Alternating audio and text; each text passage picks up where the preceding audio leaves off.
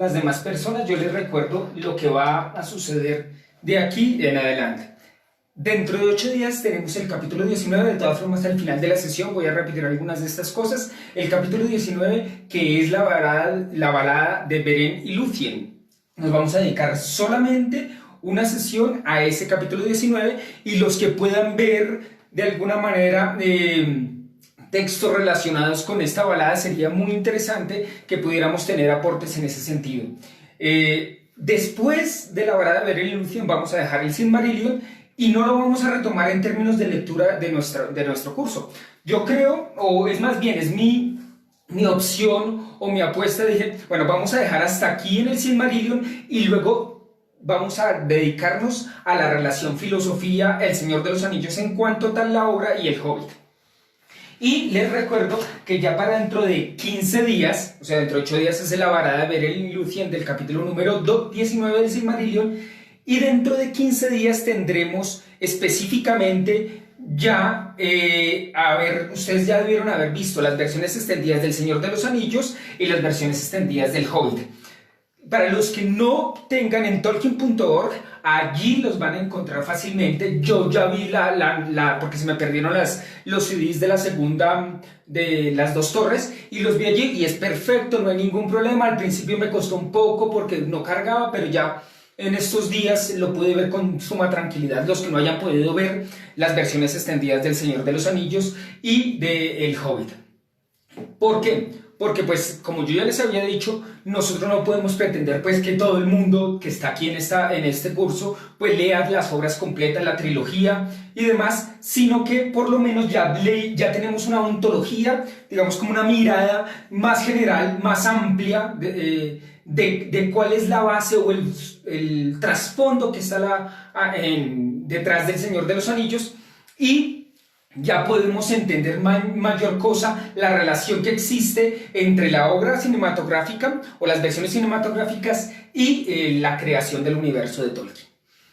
Esto con el fin de poder comprender la mitopoiesis tolkieniana. Eso es muy importante que lo tengamos muy presente, porque lo que nosotros tenemos es un acercamiento de la mitopoiesis tolkieniana para la comprensión de nosotros mismos en relación con los otros y con el mundo, que hoy vamos a retomar alguna de ese tipo de cosas y que constantemente yo estoy repitiendo porque ese es uno de los propósitos fundamentales de nuestro curso.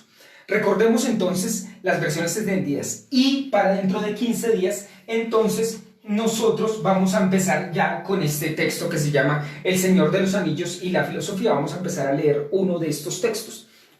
No lo vamos a leer, digamos, como continuamente en términos digamos, de seguir el orden del texto, sino que vamos a leer algunos capítulos sí, otros no, y vamos alternándolo evidentemente con nuestro texto de Philosophy of Tolkien. Yo ya les había indicado que deben por lo menos adentrarse a leer en inglés, porque yo tengo pues la versión en inglés y nunca lo he conseguido en PDF la versión en español.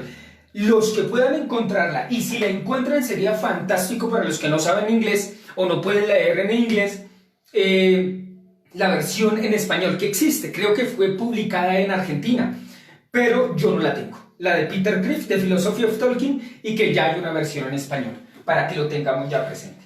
Bueno, entonces ustedes verán este desorden aquí. Bueno, a todos buenas tardes, los que ya acaban de conectarse por Meet o que se están conectando por Facebook Live y demás. Les recuerdo 3 cosas. La primera, suscríbanse a la fanpage y recomiéndenselos a los otros que sean amantes del mundo de la fantasía, del cuento de hadas y del Señor de los Anillos. Y también suscríbanse a nuestro canal de YouTube, donde están subidas las 4 primeras sesiones. Ya en esta semana me han escrito algunas personas: mira, no pude, tuve problemas con conectarme o no había podido ver las sesiones anteriores. ¿Es posible? Sí, tenemos un canal de YouTube donde están las 4 sesiones y que iremos subiendo todas las sesiones y demás. Si hay alguno que esté por primera vez aquí el día de hoy en esta sesión quinta, bienvenido, y puede adelantarse claramente con nuestras sesiones que están grabadas o subidas en YouTube, claramente. Ahora sí, buenas tardes a todos. Vamos a hablar sobre del capítulo 13 al capítulo 18 del Silmarillion, donde pues fundamentalmente habla de los hombres, de la relación de los Noldor con los hombres y del tiempo en que hicieron una alianza a ellos para poder tener, digamos, rezagado un poco a Melkor, y después el surgimiento de Melkor y la muerte de Fingolfin, que es el segundo hijo de Finwë, el gran rey Noldor. Ustedes ven aquí este panorama, un poco, digamos, como muchas cosas. Yo preguntaba aquí a mis colaboradores si era muy desordenado y me decían sí, está un poco desorganizado, se ve un poco caótico, pero es porque yo les voy a decir que la importancia de estos capítulos, que para algunos dirán sí, son muy interesantes, pero yo no le veo mucho la relación con la filosofía, y son de una importancia suma dentro de la obra de Tolkien y de lo que nosotros vamos a ver de aquí en adelante. ¿Y cuál es la importancia suma que nosotros tenemos acá? Es que en estos capítulos, del capítulo 13 y los que hemos visto previamente, y del capítulo 18, están ya contenidos todos los problemas filosóficos que nosotros vamos a tratar a lo largo de aquí en adelante hasta que se termine el semestre. Y por eso he puesto, digamos, como este panorama. Y vamos a empezar de alguna forma teniendo en cuenta cada uno de estos personajes, cada una de las acciones, cada una de las alianzas, de las enemistades, cada una de las de los comportamientos de estos personajes en estos capítulos, nos permiten avisorar ya como predicho lo que nosotros vamos a analizar de fondo desde la perspectiva de la trilogía del Señor de los Anillos y parte de lo del Hobbit y demás. De aquí tenemos esto.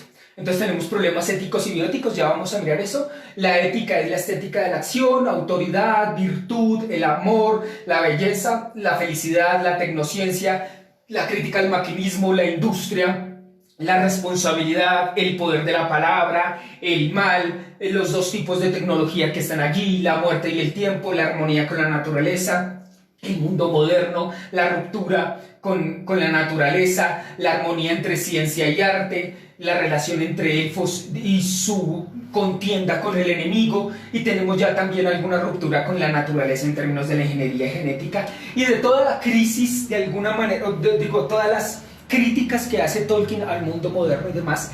Y aquí vamos a tener tu panorama de todos los problemas o gran parte de los problemas que nosotros vamos a tener en cuenta. Evidentemente, recordemos que detrás de todos estos problemas tenemos un problema antropológico, es decir, porque el problema fundamental es el problema del mal, y el problema del mal que golpea al ser humano, y por lo tanto tenemos digamos, como unos problemas metafísicos y problemas antropológicos relacionados que están jugando completamente aquí en este punto.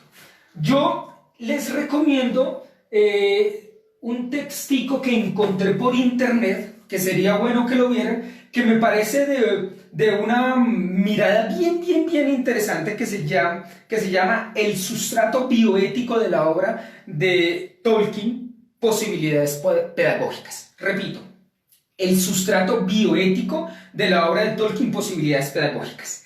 Y aquí viene, digamos, como que unas reflexiones bien interesantes del autor, y que voy a empezar nuestra sesión del día de hoy con una lectura de un texto de Umberto Eco, que el autor de este texto va a citar aquí en esta obra.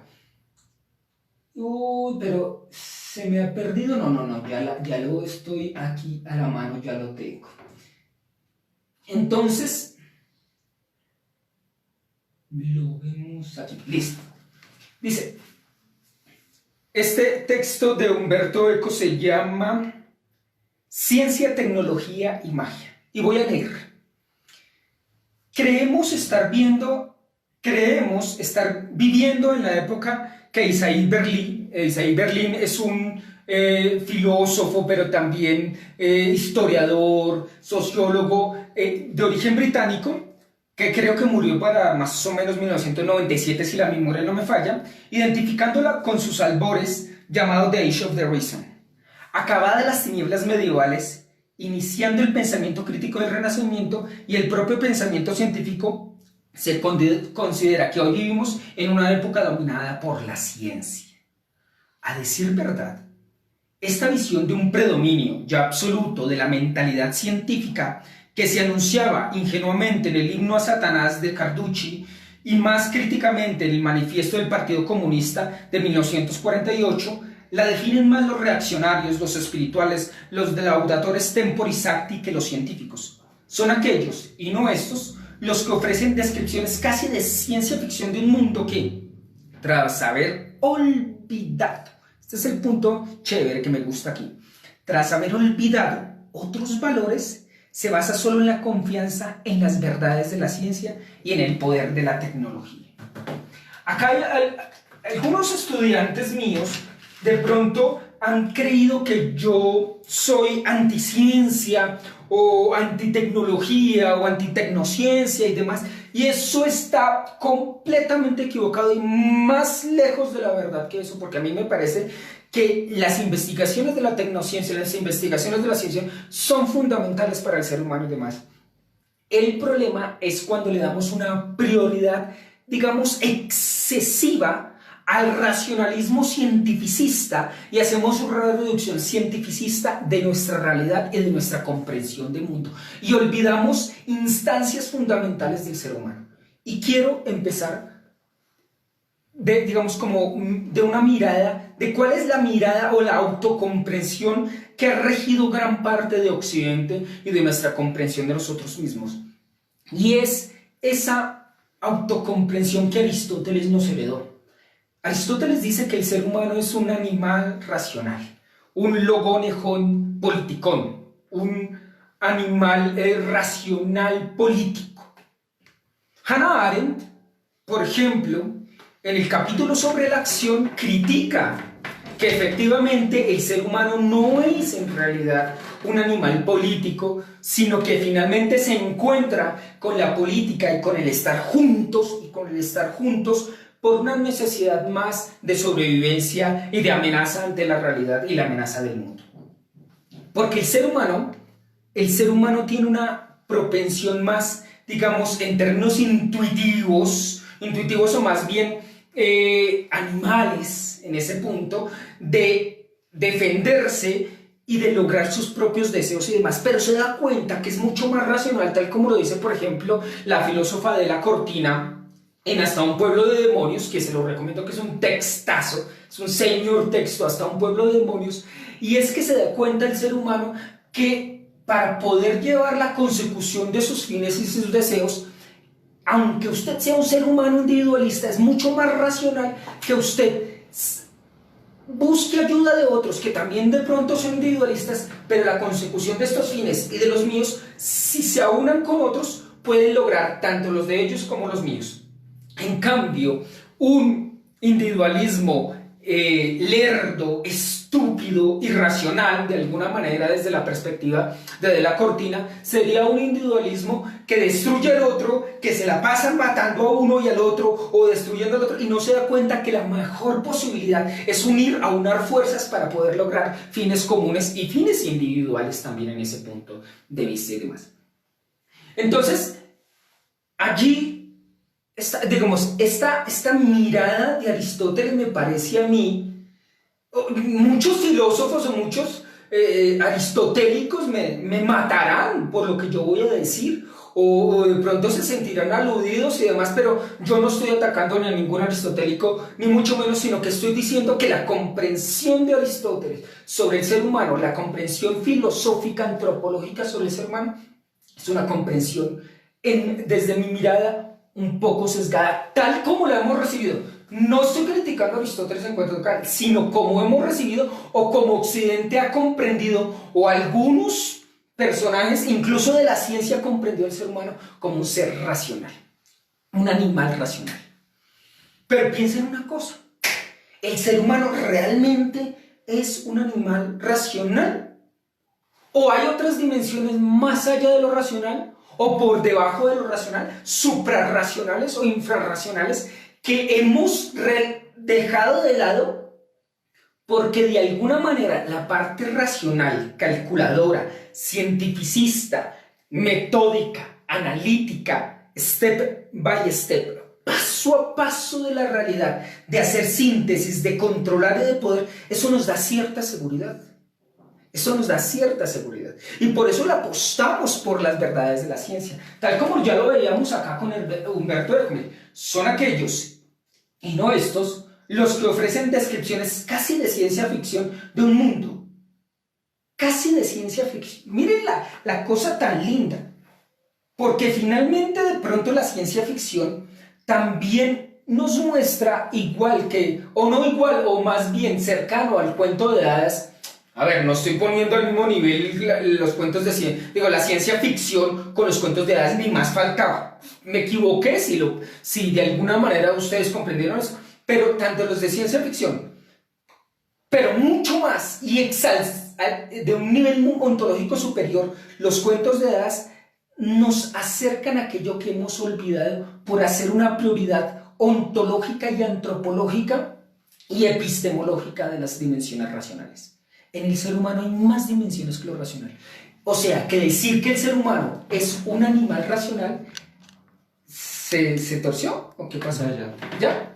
Decir que el ser humano es, ante todo, un animal racional, es de alguna manera tener una perspectiva de lo que somos nosotros muy sesgada, muy sesgada.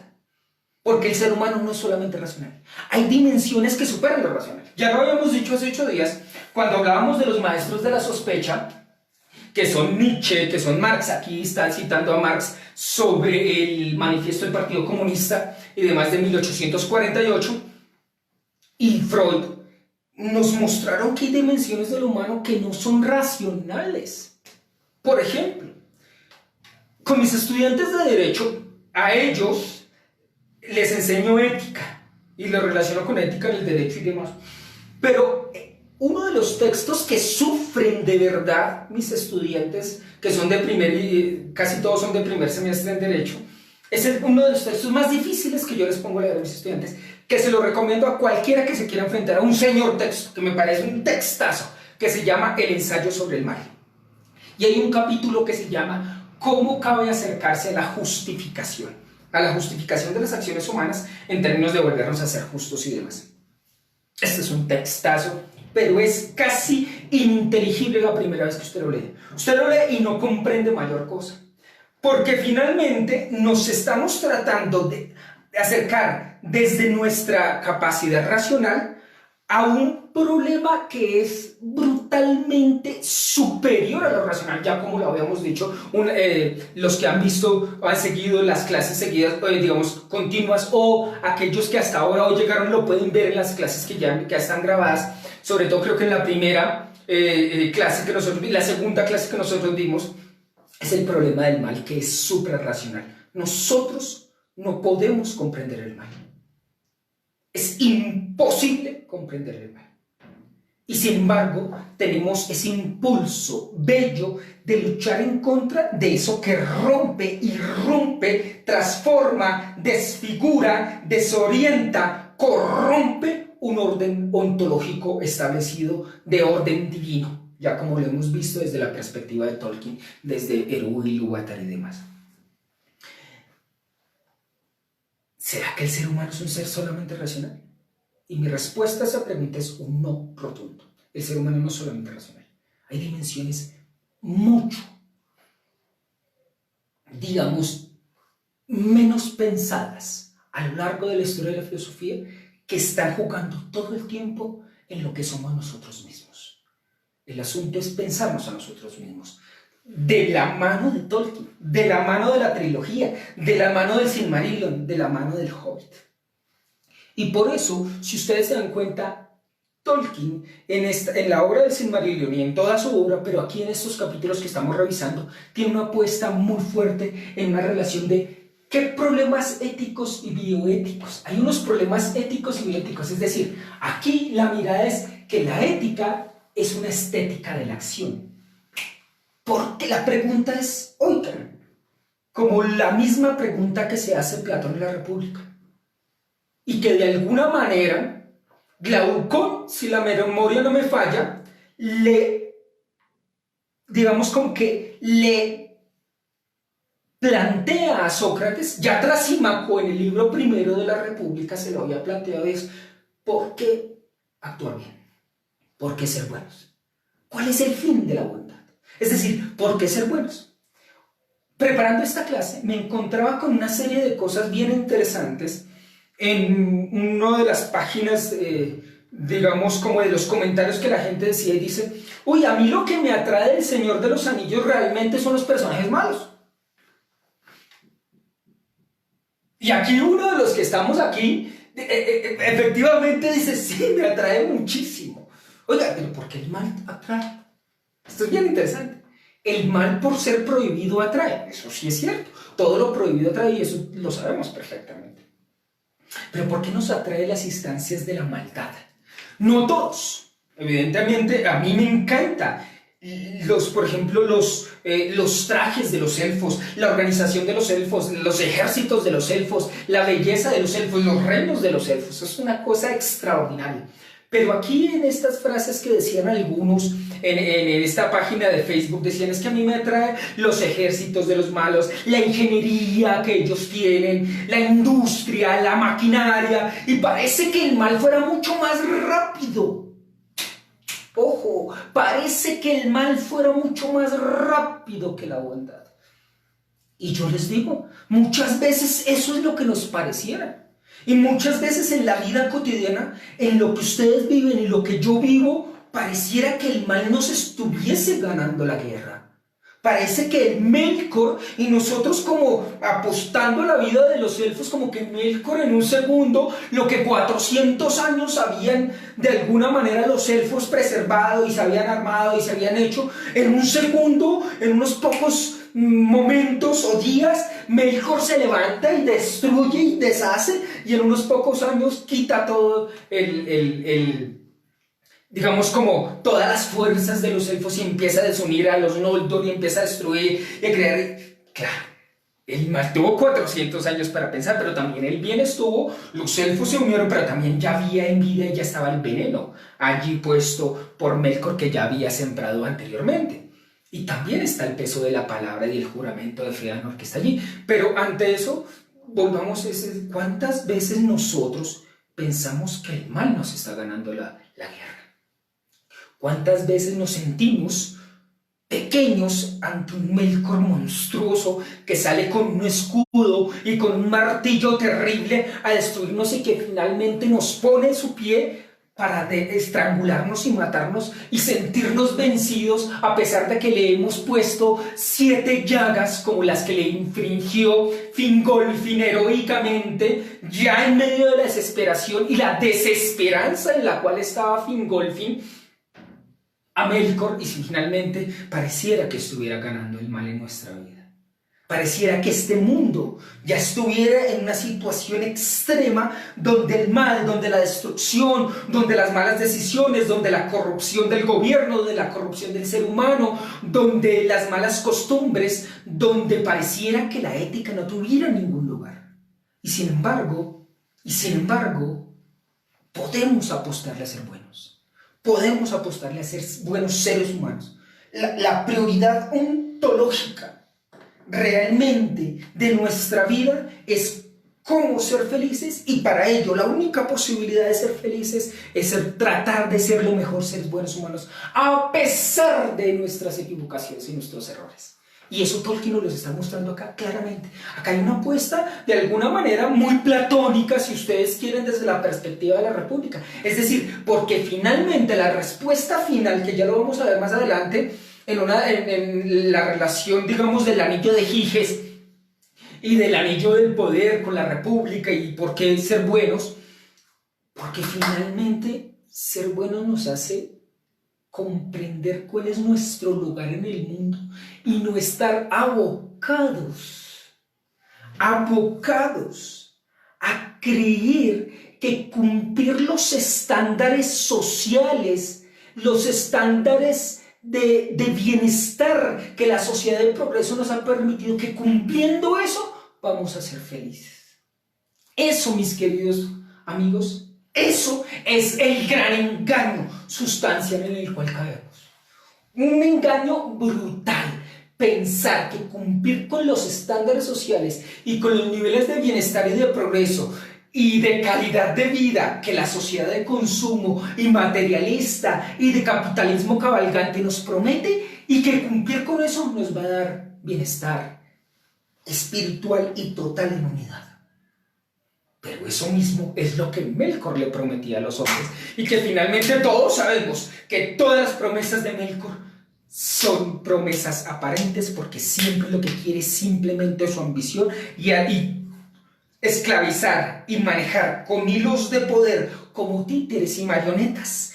Coger a todos estos en beneficio de la consecución de sus propios fines, incluyendo que en algún momento, como muy acertadamente lo hace también, lo pone también la señora Rowling en la conversación que tiene claramente Lord Voldemort con Snape.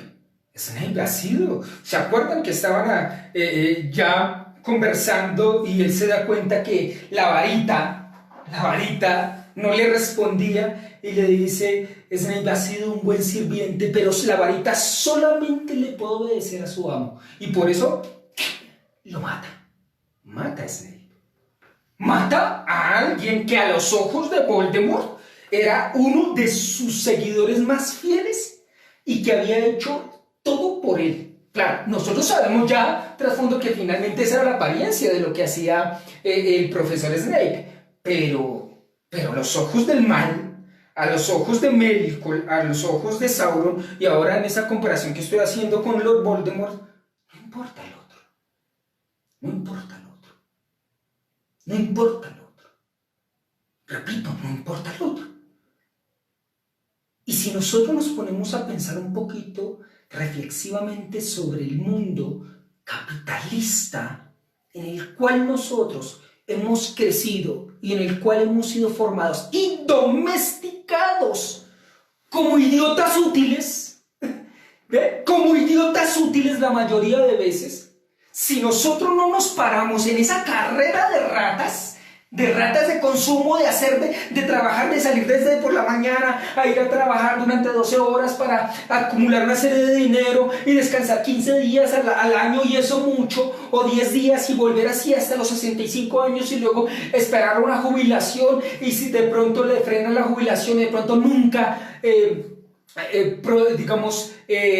dio el dinero para que le llegara esa jubilación o no alcanzó y demás, y termina una vida tan inane, tan vacía a veces, porque la promesa del mundo del capitalismo es una falacia en realidad, es un engaño en realidad. Nosotros deberíamos hacer la mirada de un hobbit, de pararnos, o la mirada de un elfo, de pararnos un momento y contemplar la belleza de este mundo y decir: oiga, tanta ingeniería, tanta ciencia, tantas cosas, tanto comercio, tanto dinero, tantas posibilidades de compra, de adquirir, de poseer y demás. ¿Acaso no son cadenas o no son anillos de poder que nos han regalado o que nos están diciendo que nos regalan para esclavizarnos en realidad?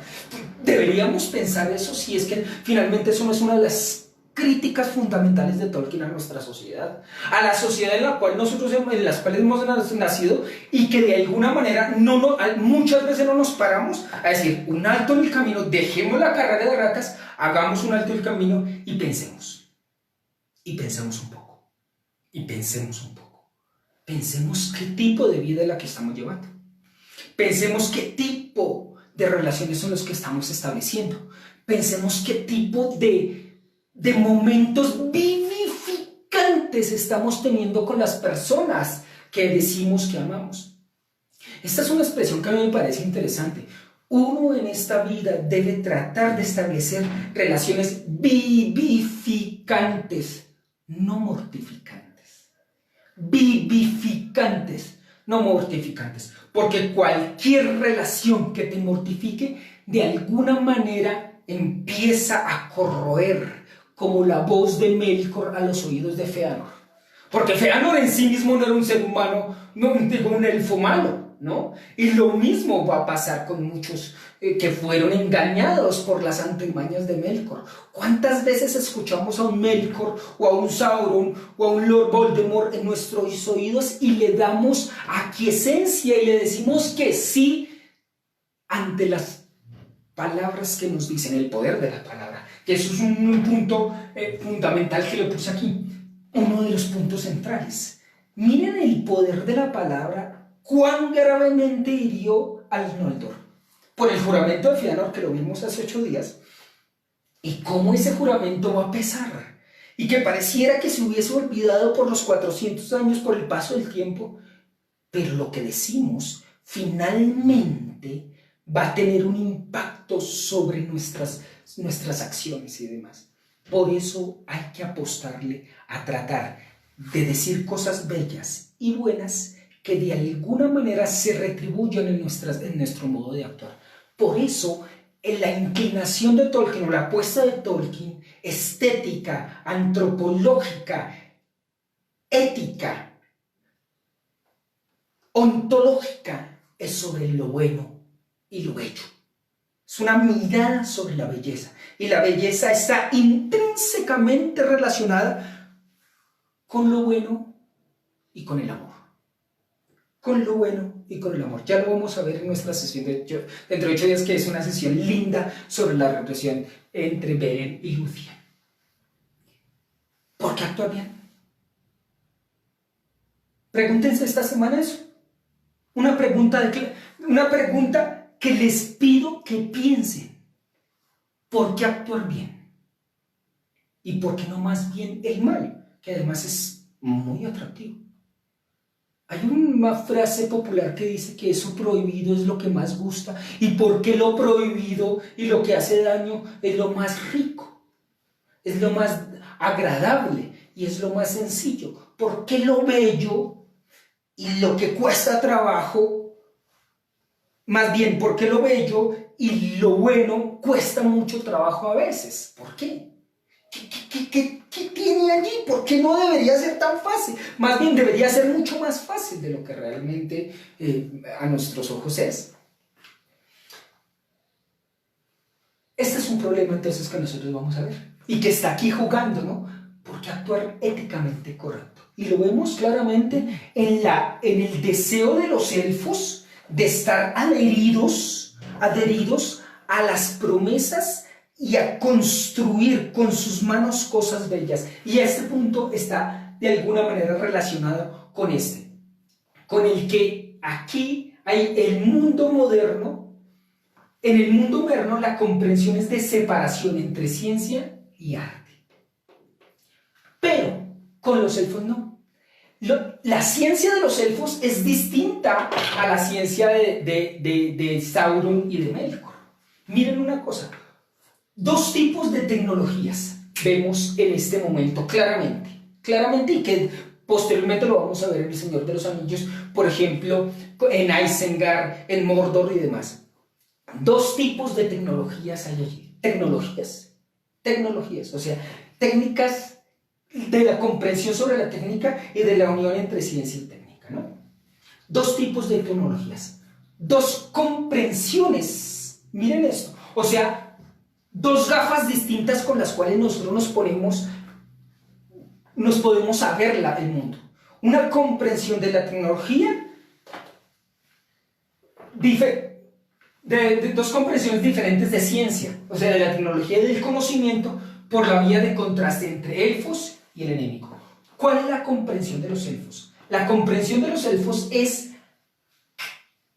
la subcreación de, a partir del arte, no romper con la armonía del mundo, mírenlo, aquí lo pongo, sino dejar que la armonía de lo que nosotros creamos como elfos haya una armonía con la naturaleza. O sea que en la ciencia de los elfos es arte. La ciencia de los elfos es arte. Repito, la ciencia de los elfos es arte. Miren una cosa muy interesante históricamente. Si nosotros nos damos cuenta, los artefactos, la mayoría digamos, como de herramientas que se hacían en términos de la ciencia hasta más o menos el siglo XVII, XVIII en realidad, o sea, hasta la primera revolución industrial, tenían un deseo en una gran mayoría de establecer artefactos que fueran bellos, que estuvieran bellamente hechos. Pero a partir de esta mirada tecnocientífica de producción en serie, donde yo lo puse aquí, del maquinismo y de la industria en producción en serie, dejamos de vista la mirada, digamos, estética de lo bello en producción de herramientas para hacer cada vez afear más la industria. Y eso es lo que finalmente nosotros vamos a mirar en el siglo XVIII y siglo XIX con la industrialización, afear el mundo. ¿Acaso eso no es lo que nosotros vemos, por ejemplo, en Isengard?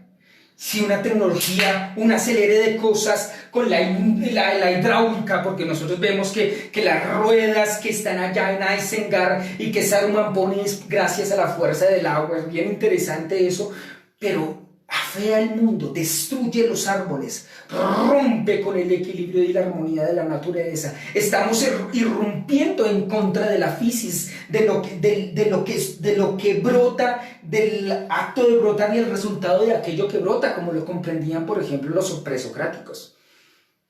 Tolkien nos dice, oiga, paremos un momento y veamos cuál es nuestra relación con la naturaleza. ¿Cuál es nuestra relación? ¿Cómo nosotros actuamos con la naturaleza? Y esa naturaleza y esa acción, ¿cómo nos afecta a nosotros mismos y el equilibrio con el mundo? Y es precisamente que nosotros muchas veces, como muy acertadamente lo veíamos y que el mismo Manguelo había dicho sobre los hombres, como a veces nosotros nos parecemos más a un Melkor y nos dejamos de formar en nuestra belleza primigenia, por el afán de poseer y de tener y de cumplir estándares sociales y demás. Eso es lo que yo llamaba hace un segundo, o hace unos minutos, perdón, lo de idiotas útiles. Muchas veces somos como orcos. Trabajamos, hacemos y estamos afanados y empujados por un látigo, pero no nos paramos un segundo a ver cuál es ese látigo que nos está golpeando estúpidamente y que sufrimos y que cargamos y que maldecimos durante toda la vida muchas veces de ese látigo, pero no nos damos cuenta quién es el que nos está dando esos latigazos y por qué nosotros aceptamos que nos golpeen y que nos vayan acelerando en el mundo de la industrialización desmedida y sin razón alguna.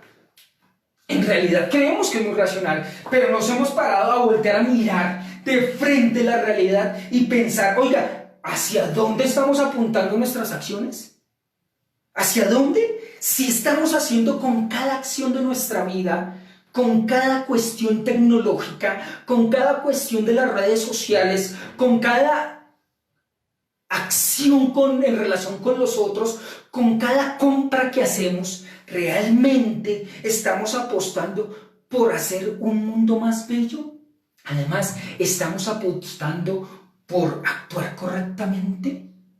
¿Por ser bellamente bellos, espiritual y no solamente físicamente? En un mundo que está abocado al gimnasio, que está abocado a las proteínas, que está abocado a las cirugías estéticas, que está abocado a los cosméticos, que está abocado a las cremas, al pañete, como decimos nosotros acá en Colombia, al maquillaje, al aparecer, y dejamos y perdimos de vista el ser.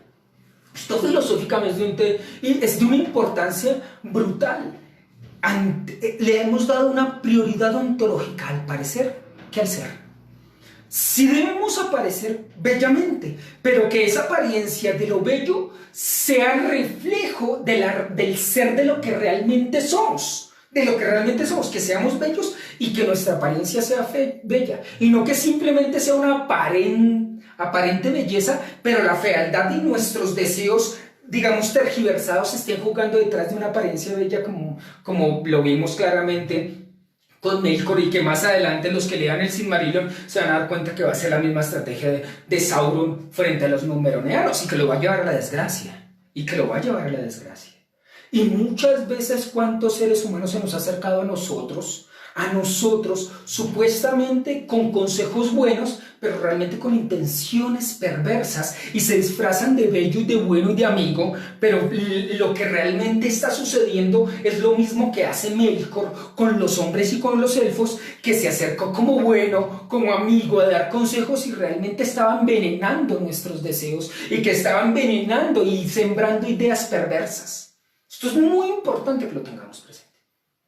Y esto, del capítulo 13 al 18, yo les pido que volvamos a retomar Miren, yo creo que es muy interesante que después de ver una clase, una sesión nuestra, de la filosofía detrás del Señor de los Anillos, sería un ejercicio ideal que volviéramos a leer los textos y se dan cuenta que empiezan a descubrir cosas que estaban ahí, a la vista, pero que no podíamos ver. Claro, porque nosotros muchas veces estamos en el afán de leer, pero no de leer con atención y escuchando lo que se dice. Porque el leer no es solamente una cuestión de que los ojos pasen la vista, sino de escuchar lo que se dice.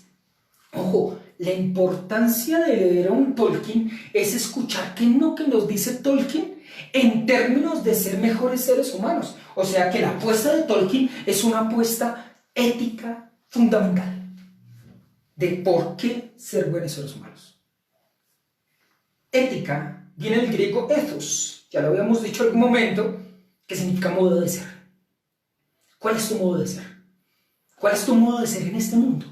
Hace 8 días terminábamos en una frase como ¿cómo soy en el mundo? Las estancias, creo que la pregunta era sobre las estancias de mando, las estancias de cómo estoy siendo yo. Ahora la pregunta es que yo les decía, pregúntense por qué actuar bien. Ahora pregúntense, preguntándose esa primera pregunta, pregúntense ¿cómo estoy siendo yo mismo o mí mismo en este momento de la vida? A mis 10, 19, 17, 15, 14, 20, 30, 40, 50, 60 años, 70 años, 80 años. Aquí hay personas de todas las edades que están viendo esta clase y que de alguna manera, sea esta semana o en un mes o en un año, podrían ver esta clase y podrían de alguna manera a sus 75 años, oiga, ¿cómo he sido yo en mi vida? Si realmente me parezco yo más a un orco o me parezco más a un elfo, o de pronto soy de esos hombres que se dejaron llevar por los aparentes consejos de otro y yo acepté que esos consejos realmente trascendieran en mi interior y que fueran una verdad para mí, pero realmente sus intenciones eran perversas. O de pronto soy de esos hombres que escucho eso, evalúo, me quedo quieto, hago las veces de un mangüe que escuchando lo que se dice no actúa precipitadamente y no se aboca a una acción precipitada, sino que escuchando lo que se dice lo evalúa, lo piensa en la quietud y en la soledad y luego ahí se actúa. Porque recuerde que tal como ya lo habíamos dicho con respecto a este texto que yo les he dicho sobre Martin Heidegger, ¿qué significa pensar? Mira, ¿se nota aquí? ¿Sí? No sé si lo ven. ¿Qué significa pensar? De pronto, si lo están viendo, lo pueden encontrar por internet. Si lo pueden comprar, es una plata que no se les va a perder, un dinero que no se les va a perder. Se lo recomiendo a ojo cerrado.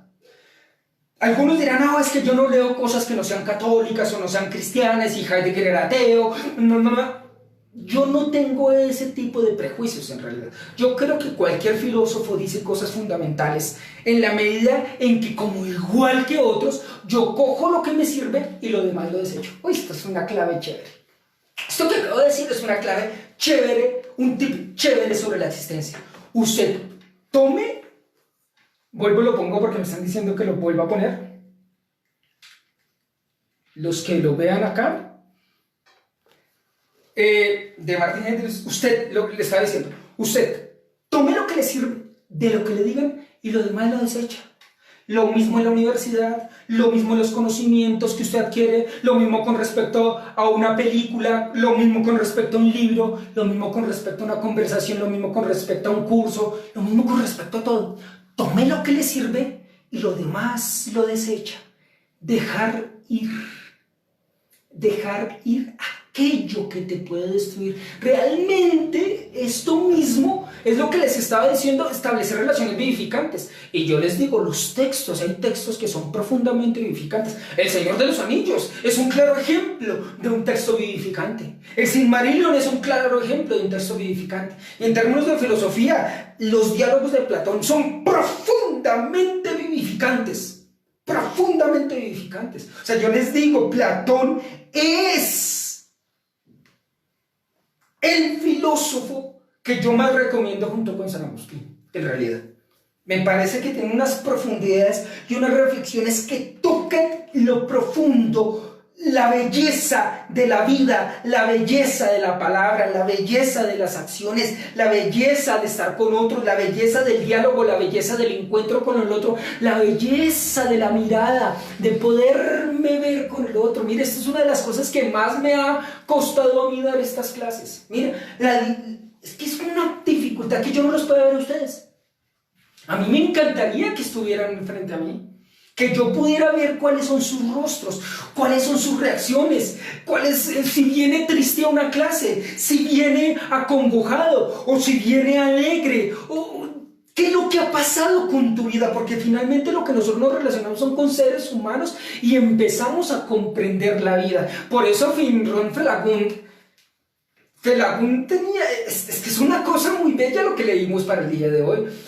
Felagún tenía esa posibilidad de poder comprender al otro, porque alcanzaba a comprender lo que el otro quería decirle más allá de sus palabras. O sea que estaba en un equilibrio con el mundo. O sea que su creación, que su modo de relacionarse, su arte, su conocimiento, era un conocimiento digamos como artísticamente establecido. O sea, era un conocimiento subcreador que le permitía acercarse y comprender, por ejemplo, a los hombres cuando él se encuentra con los hombres y toca la cítara. Si era la cítara, me parece. Y toca la cítara, y en ese lenguaje universal que es la música, acabo de decir una cosa bellísima. Un lenguaje universal es la música. Y precisamente eso lo tenía clarísimo Tolkien. El lenguaje universal es la música. La música es el lenguaje universal. Y la música poéticamente establecida, artísticamente hecha, es poiesis, es creación del bien y poesía, es la capacidad creativa del ser humano. Y por eso Felagún se acerca a los hombres que no conocía, y ellos tampoco lo conocían, hasta el punto que su capacidad creadora y sus conocimientos, los hombres que habían escuchado algo de los elfos verdes, me parece, o de los elfos oscuros, ahora no recuerdo, eran los Calaquendi, lo confundieron con un Valar. Yo no sé si ustedes se han encontrado con Valar en estas vidas, o con un Felagún en esta vida. Tal vez en algún momento difícil de la vida nos hemos encontrado con un Felagún que pareciera un ángel encarnado. O sea, que llegó en el momento propicio. O sea, es la obra de Eru Ilúvatar, de Dios de alguna manera providencialmente, que se atraviesa en nuestra vida y que nos redirige y nos redirecciona a veces en los momentos equivocados en los cuales a veces nosotros estamos en nuestra realidad. Hay que pedir que un Felagún se nos aparezca y que nos cante con esta mirada bella del lenguaje universal de la música, y se acerca a los hombres y les revela conocimientos bellos y empieza a comprenderlos, porque su mirada no es de posesión. Retomemos esto. No es esa mirada, leamos esto, dos tipos de tecnologías, dos comprensiones diferentes de ciencia. O sea, ciencia y conocimiento, o sea, una mirada epistemológica que también hay, ¿no? Que ya lo vamos a ver. Por la vía de contraste entre elfos y el enemigo.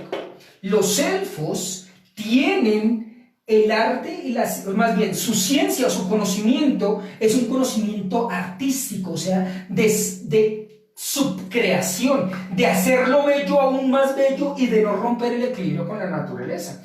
O sea, la ciencia es una forma de arte en el mundo élfico. La ciencia es una forma de arte en el mundo élfico.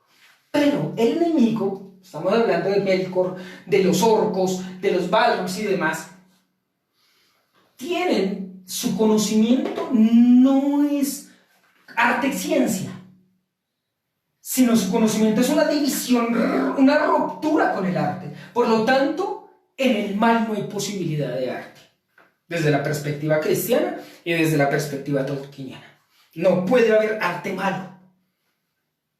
En realidad no hay. Cuando decimos que son las artes oscuras, por ejemplo, cuando hablamos de Harry Potter, de las artes oscuras y demás, es una burla del arte, porque el arte desde la perspectiva tolkieniana, tal como lo vemos en el ensayo sobre las hadas, es una perspectiva subcreadora de elevar en dimensiones y en estadios más bellos de belleza. Ya lo vamos a ver cuando hablemos de este problema fundamental, que es el problema del amor. Dentro de 8 horas vamos a tocar esto. El amor. El amor. El amor. Vamos a tocar esto. Esto es bien de una importancia eso. Pero miren, el enemigo, su relación con el conocimiento es una relación de dominación, ya lo veamos, y de reforma de la naturaleza. O sea, es una mirada, una ruptura entre ciencia y arte. Porque cree que su capacidad creadora es artística, pero no, su capacidad es de deformar y de romper un equilibrio. Cuando yo rompo el equilibrio ya no estoy haciendo arte. Desde la perspectiva tolkieniana. Y yo estoy en ese horizonte. No puede haber un arte feo. Puede haber belleza de lo feo, eso es distinto. Pero arte feo, con el propósito de la fealdad y la deformación, ya no sería arte en realidad desde la perspectiva tolkieniana. Y en este punto vamos a darnos cuenta que esta ruptura está contenida, por ejemplo, verbigracia en la ingeniería genética que nosotros vemos en la obra del Señor de los Anillos, en la obra de Tolkien. La ingeniería genética, tal como lo vamos a ver en El Señor de los Anillos, vamos a ver, por ejemplo, el cruce a través de la magia y de todo por ahí algunos decían entre los goblins y los orcos, pues que son como orcos, ambos son orcos. En las cartas mismas Tolkien dice que goblins es como lo nombra él en el Hobbit, pero realmente son orcos, pero como que son estadios de deformación de los elfos y demás, pero en ese cruce y más la magia pervertida de Saruman es que surgen los Uruk-hai, ¿no? Y también nosotros nos damos cuenta que finalmente los dragones, los trolls y demás son deformaciones por el arte y la magia, por una ingeniería genética, una formación de lo bello. Hay una deformación allí. Tal vez a algunos les parece inquietante lo que yo estoy diciendo, pero lo vamos a ver más adelante en las sesiones más o menos de unos 2 meses. Vamos a hablar de un poquito de esto. De cuál es el problema de la ingeniería genética y cuál es la responsabilidad bioética con respecto a la ingeniería genética y de las nuevas tecnologías como por ejemplo la nanotecnología que nos promete ser casi dioses. Casi dioses. Esto es una cosa muy fuerte. ¿Ven? Retomemos una cosa.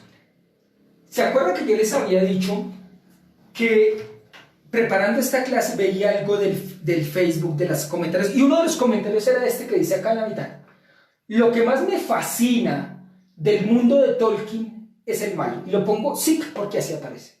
Lo que más me fascina, me atrae, me atrapa del mundo de Tolkien es el mal.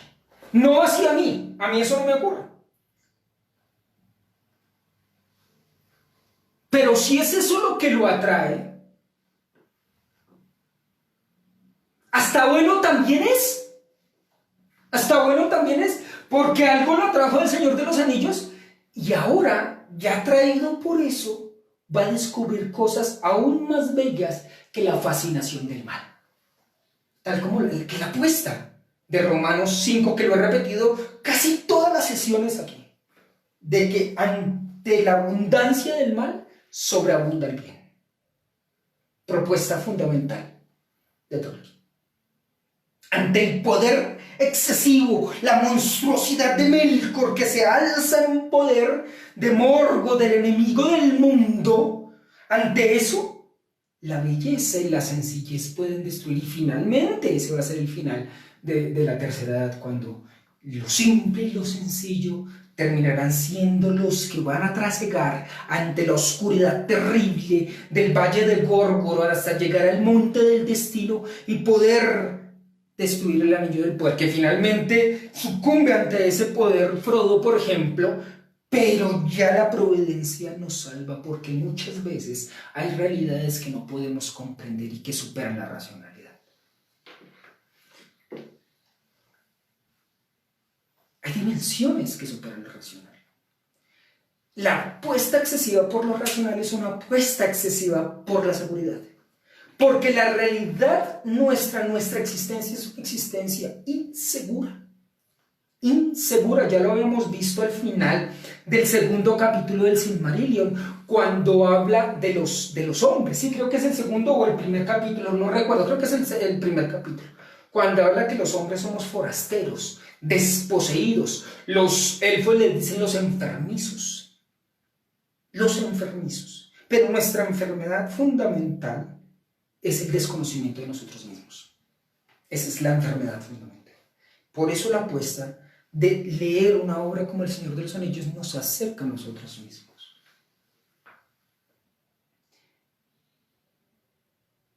Es que aquí, en la obra de Tolkien, El Señor de los Anillos, si ustedes quieren, es una obra que nos acerca a lo más bello de nosotros. Es una obra que nos acerca a lo más bello de nosotros, pero al mismo tiempo nos muestra lo más feo de nosotros. O sea que de alguna manera, una obra tan profunda como El Señor de los Anillos nos muestra ante nuestro Sméagol y nuestro Gollum al mismo tiempo, y cuál de los dos va a ganar. Si gana Sméagol, te salvas. Si gana Gollum, te pierdes. Pero eres tú el que te pierdes. Eres tú el que te pierdes. Porque finalmente son tus decisiones. Son tus decisiones en términos fundamentales los que nos van a conducir o a una salvación o a una ruina. Que finalmente es nuestra lucha, en la lucha ontológica entre lo bueno y lo malo, nuestra apuesta ética, de por qué cuidar la naturaleza, de por qué cuidar a los otros, de por qué guardarnos en el coronavirus, de por qué no hacer las cosas que usualmente queríamos hacer por guardar y por cuidar. Porque miren una cosa fundamental, otro punto clave que estamos viendo en estos capítulos, que son divinos, son hermosos, es, por ejemplo, la actitud de Thingol. Thingol, el esposo de Melian, el güey, ¿no? De los primeros tres elfos, ¿no? El señor de los Teleri, pero que se va a quedar obnubilado ante la belleza de Melian y que se va a quedar finalmente en la Tierra Media y que va a ser el señor de Doriath. Y Thingol no es apresurado, él espera, él sabe que su momento va a llegar, pero él espera. Y una de las cosas bellas que nosotros podemos ver de la actitud de Thingol, uno a veces como que le desespera, oiga, vaya, ayude a nosotros, Noldor, ¿por qué no les ayuda? Porque miren, Melkor está atacando, se desespera uno ante eso, y uno quisiera que Thingol fuera con sus huestes terribles y terriblemente buenas, ¿no? En ese sentido, y que apoyara las guerras que están teniendo, por ejemplo, ya después de los 400 años. Y sin embargo Thingol se queda ahí por un punto clave que lo vamos a volver a ver con Aragorn. ¿Cuál es este? El punto de gobernarnos así a nosotros mismos. Porque nosotros vamos a ver que la diferencia entre autoridad y sometimiento. Hay una diferencia fundamental. Thingol no somete, en realidad, como si lo hace, por ejemplo, Melkor, como si lo hace Sauron, que lo vamos a ver, por ejemplo, dentro de 8 días con la bada de Beren y Lúthien. La diferencia entre autoridad y sometimiento, porque la autoridad es una cuestión de reconocimiento. ¿Y cuál sucede en los asuntos del amor? Es una cuestión de que el otro se reconozca en mí y yo me reconozca en el otro. Y hay un reconocimiento de lo que el otro es, porque el otro a mí me reconoce en lo que yo soy.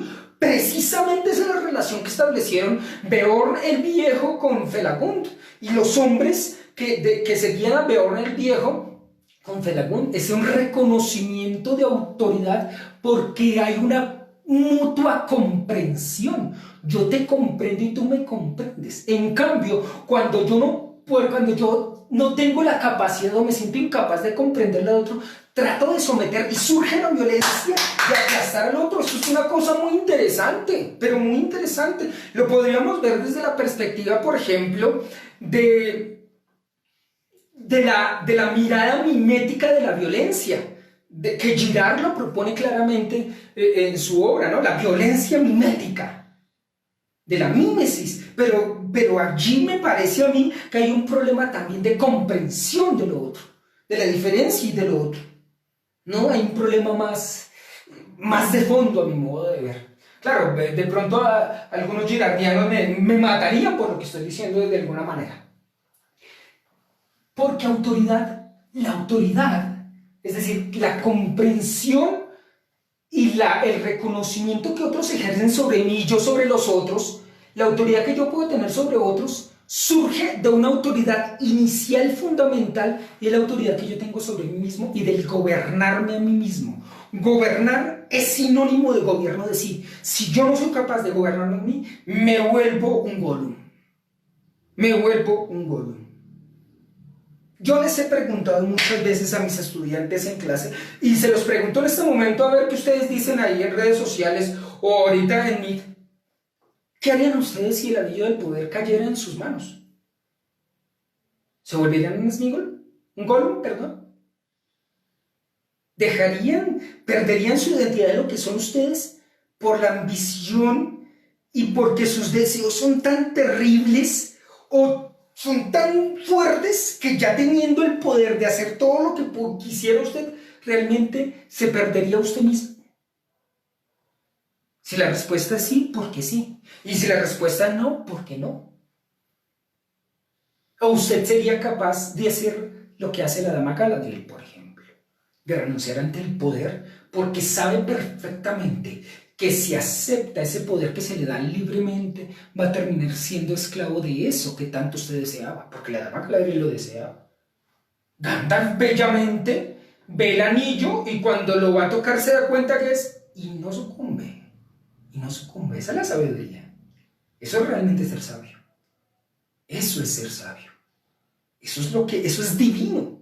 Eso es lo que es conocimiento divino, de conocernos más allá del conocimiento netamente instrumentalista, racionalista, cientificista en el cual hemos caído, por ejemplo, desde la perspectiva de un positivismo a ultranza, ¿no? Desde la perspectiva de finales del siglo XIX y principios del siglo XX y de todo el siglo XX, de una mirada positivista, de un tecnicismo, de una prioridad de la razón sobre la intuición, sobre muchísimas instancias del humano que están jugando allí más allá de solamente lo racional. Y es que lo racional es bello, lo racional es bueno, pero nosotros no solamente somos racionales. Y precisamente quedándonos en el reduccionismo, no podemos comprender al otro y por eso nuestras relaciones empiezan a diluirse y a desbaratarse y se nos empiezan a ir entre las manos y quisiéramos agarrarlas, pero no las podemos hacer porque no estamos comprendiendo adecuadamente al otro ni a nosotros mismos. Estos son de una importancia filosófica fundamental. Es una cuestión de comprensión y de escucha atenta. Amar es escuchar. Relacionarse es escuchar, tener relaciones vivificantes es escuchar atentamente al otro en sus necesidades más profundas y comprender al otro incluso más allá de lo que dice en una palabra articulada. Porque hay muchas cuestiones de la palabra que no se dicen en la articulación de las palabras. ¿Ve? Hay palabras fundamentales. Hay palabras que se dicen con la mirada.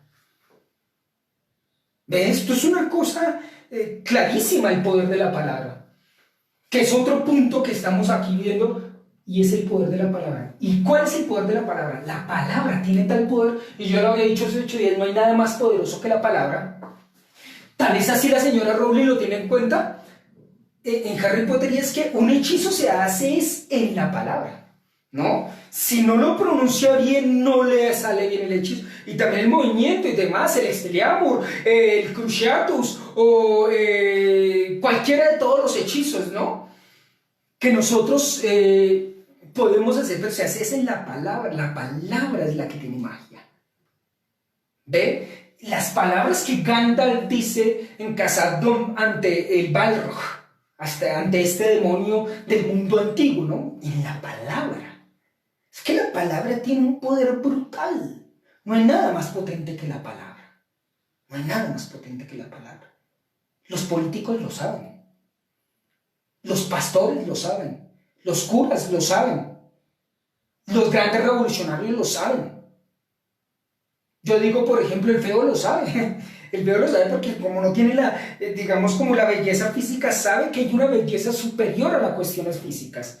Y es el poder del alma que se hace más palpable y que acerca al otro, a esa belleza que me atrae en la belleza de la palabra. Porque lo bello atrae a lo bello. Y las palabras bellas se juntan con la belleza de lo otro. Miren esto, el poder de la palabra. Y es el poder de la palabra o que es creadora o que es condenadora. Que es creadora o que es condenadora.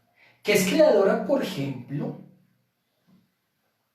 en las acciones de estos elfos que no sucumbieron al juramento de Fëanor. Y sin embargo van a perecer porque por defender a sus hermanos van a perecer, pero perecen en una dignidad mayor como la de Felagún, la que vamos a ver dentro de 8 días, la muerte de Felagún. Pero es la muerte de saber que se muere sin perder la vida. Yo no sé si ustedes me entienden esto. Es una muerte donde no se pierde la vida. Porque la muerte, tal como Gandalf se lo dice a Pippin en Minas Tirith, lo vemos, por ejemplo, en El Señor de los Anillos, ¿no? Lo vemos en las versiones cinematográficas también, que están dialogando sobre la muerte. Eso ya lo vamos a ver nuevamente más adelante, por ahí en un mes, sobre la reflexión sobre la muerte. Y la muerte es un paso de la vida, no es el fin de nada. Dice, no, este no es el fin. Este no es el fin, es un paso más sobre la vida. Es un paso sobre la vida. La muerte es un paso que nos acerca a realidades más bellas de dimensiones espirituales, que ya lo vamos a ver más adelante, desde una especulación filosófica que nosotros vamos a hacer sobre la muerte, evidentemente, porque sobre la muerte no sabemos nada más, en realidad. Pero miren esto, o podemos crear, o también con nuestras palabras podemos condenar y condenarnos. Condenar al otro y condenarnos. Tal como le sucedió a Fëanor y sus 7 hijos en el juramento de Fëanor, y como todos los Noldor que siguieron a los hijos de Fëanor y a Fëanor se van a condenar. Y de alguna manera, no todos condenados, pero sí por lo menos van a ser... va a caer sobre ellos el peso de sus palabras. Por eso es que uno tiene que ser sumamente cuidadoso con lo que dice, sobre todo aquellas personas que ama. Mi mamá dice, hay que morderse la lengua antes de decir algo terrible, terrible. Antes de herir a alguien, mira qué consecuencias tiene eso que dice, porque la palabra tiene un poder brutal. Te amo, construye, crea, pero te odio, destruye, deforma, condena. Y nosotros tenemos a veces una propensión humana a condenar al otro a través de nuestras palabras. Cuando la palabra cae y ya no se vuelve creadora, sino que es una palabra caída, deformada, y se vuelve una herramienta, una utilidad de deformar, de condenar y de aprisionar al otro en las palabras. ¿Cuántas veces nosotros hemos sido aprisionados por las palabras de otros? Las palabras también pueden ser anillos de poder. Pueden ser mágicamente creadoras, pero también pueden ser mágicamente condenadoras. La palabra nos puede condenar. Y esto es un punto que nosotros vamos a ver en 2 sesiones que nos vamos a dedicar sobre el problema del lenguaje. Porque para mí decir hombre y decir lenguaje es lo mismo. Es lo mismo. Y aquí hay un ligamento claro entre el poder de la palabra y el problema entre el tiempo y la mortalidad, que no lo veo, yo lo escribí pero no lo veo entre tanta cosa. Aquí está. Está chiquito. Pero este es para mí uno de los problemas fundamentales. La relación entre el tiempo y la muerte en relación con la palabra. Decir tiempo y decir palabra, lenguaje y decir ser humano, para mí es lo mismo. Porque el único que le pesa el tiempo y sabe del tiempo es el ser humano. Y ese tiempo se lleva a la comprensión de la realidad y de la existencia, se lleva a una comprensión en el tiempo, y esa comprensión solamente se da en la palabra, y el único que tiene palabra, en realidad lenguaje, a imagen y semejanza del Creador, es el ser humano, aunque no sea la misma palabra que el Creador, evidentemente, pero somos imagen y semejanza, y esa es la apuesta tolkieniana. Por eso podemos ser surcreadores. Pero también ante esa posibilidad podemos irrumpirnos y alzarnos en poder como Melkor e rechazar al creador, al modelo, y adueñarnos de eso que no nos pertenece, que se nos ha dado gratis y que por lo tanto hay que darlo gratis, pero a veces lo poseemos como si hubiera procedido de nosotros, y lo atesoramos y nos volvemos un Sméagol, un Gollum, de atesorar y de poder, de acaparar. Entonces, este es otro punto clave que vamos a ver, que es la relación entre muerte y tiempo. Porque el tiempo es algo que nunca tenemos. Uno lo dice cotidianamente. Es que no tengo tiempo. Ay, nos vemos en tal momento. No, es que no tengo tiempo. Miren la expresión tan interesante del lenguaje cotidiano, es que no tengo tiempo. Como si el tiempo pudiera tenerse. Es una ironía. Es que el tiempo no se puede tener. Si pudiéramos, uno dice en español una cosa que en inglés no se dice, porque cuando uno dice en inglés, yo tengo 19 años, dice I am, ¿no? Pero en español uno dice yo tengo. Cuestión de poseer, como si realmente tuvieras. Si tienes 19 años, préstame uno y ahorita te lo devuelvo. Tú no tienes tiempo. En realidad, decir que yo no tengo tiempo es una constatación, porque realmente nosotros estamos en el tiempo y nos pesa el tiempo y vamos arrastrando en el tiempo y va pasando el tiempo mientras estamos hablando del tiempo. Y sin embargo, nosotros no podemos pararnos un momento ante el tiempo. La única posibilidad ante el tiempo es la eternidad del amor. Ante el tiempo es la eternidad del amor. Ya lo vamos a mirar, ya lo miraremos. Ante el tiempo, la posibilidad del amor. Yo quería, ya que le traje el libro porque se me había olvidado, con respecto a un punto claro sobre la relación entre ciencia y arte, algo que Heidegger dice. Ustedes saben que Heidegger es un gran crítico de la técnica, del mundo moderno, y hace una separación, o más bien muestra la separación entre ciencia y arte, poesía, entre pensar y ciencia, que es bien interesante porque la comprensión moderna, pero no así la comprensión antigua. Y tengamos la comprensión antigua como la comprensión élfica. En cambio, la comprensión del hombre moderno es una comprensión de separación entre ciencia y arte.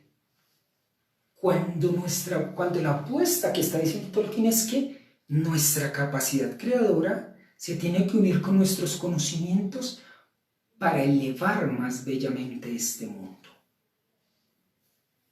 Lo que nosotros conocemos se tiene que unir con nuestra capacidad subcreadora para elevarnos a estadios más altos de comprensión y de conciencia. Y no quedarnos arrastrados en la mierda que hace 8 días hablábamos del anillo del diamante cagado que habíamos hablado y que a algunos les gustó mucho esta analogía. Yo dudé mucho de decir esto porque después dije, bueno, no creo que decir esta palabra sea tan terrible, la palabra mierda. Pero aquí yo creo que la comprensión del mundo moderno de separar ciencia y arte es una comprensión equivocada y que Tolkien nos trata de mostrar que podríamos hacer algo con eso y empezar a acercar que el ser humano es una unidad total. Por lo tanto, todo lo que proviene del ser humano y que crea y es imagen del ser humano también es resultado de una unidad sustancial que somos nosotros. No podemos escindirnos, sino que debemos volver a la unidad. Y volviendo a la unidad, podríamos comprender cuál es ese equilibrio, es esa armonía con la naturaleza y no estar inclinados a la corrupción del orco, sino volver a la creación, a la capacidad creadora y de mantenimiento del elfo. Pero recuerden que los orcos son elfos deformados. Esto es divino, esto es bello, porque los mismos que destruyen son elfos corrompidos por la magia y el tecnicismo irracionalizable o muy excesivamente racionalizado, creyendo que nos va a dar seguridad frente a la inseguridad de la existencia. De Martin Heidegger, son unas sesiones. Yo voy a hablar de la primera parte, de la primera sesión, al final, no mentiras, no al final, a la mitad, y dice una cosa, dice, en efecto, dice Heidegger, es cierto que lo dicho hasta ahora y toda la exposición que ha de seguir, nada tiene que ver con la ciencia. Este texto se llama Was heißt denken? ¿Qué significa pensar? No, ¿qué es pensar? ¿Qué significa pensar? Ahora, ¿qué significa crear? ¿Qué significa arte? ¿Qué significa ciencia? ¿Qué significa tiempo? No, ¿qué es el tiempo? Ya Agustín nos ha dicho la imposibilidad de decir qué es el tiempo. Pero ¿qué significa el tiempo? ¿Qué significa para nosotros la muerte? ¿Qué significa actuar correctamente y actuar en términos de acción? ¿Qué significa autoridad? ¿Qué significa gobierno de sí? ¿Qué significa ser virtuoso? ¿Qué es la excelencia del espíritu? Y la pregunta ante eso es ¿por qué ser bueno? ¿Qué significa belleza? ¿Y cómo es que la belleza nos acerca a la felicidad? Porque no puede haber felicidad mala y fea. Eso no puede ser.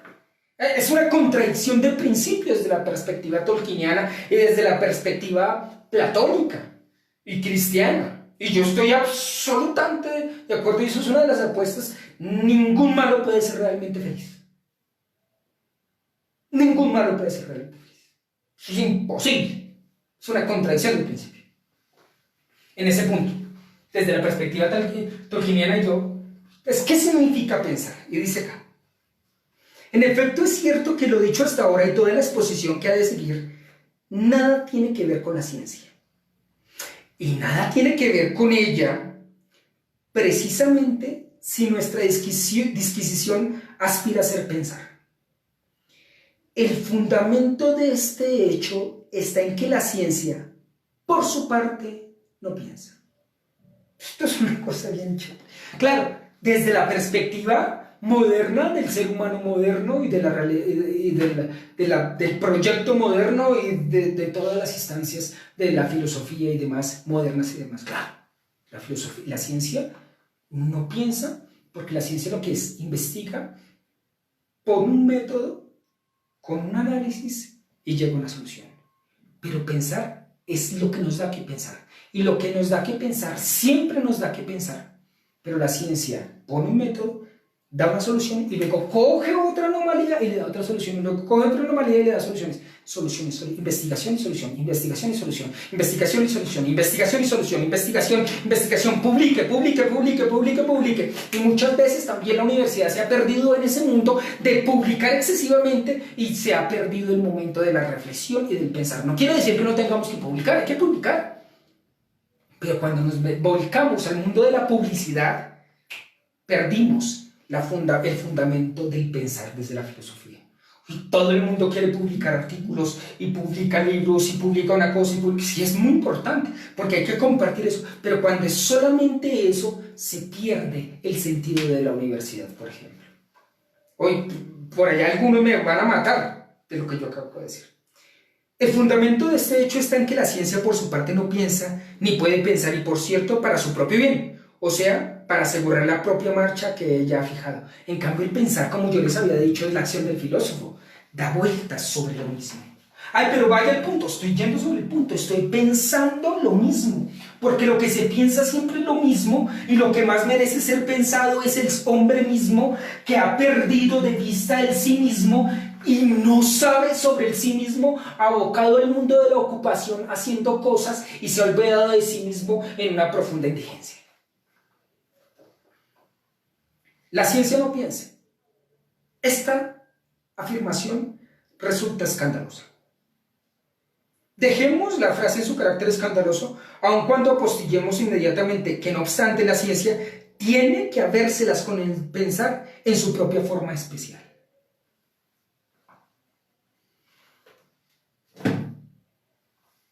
Nosotros podemos dar el salto, como dice Heidegger, entre pensar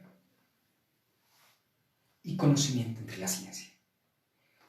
Porque, aunque él dice que hay un abismo entre una cosa y otra, Tolkien muestra que nosotros podemos retornar a la mirada élfica de la realidad, de que el arte y la ciencia, de que el pensar y el conocimiento pueden volver a armonizarse en un punto. Es una apuesta del mundo.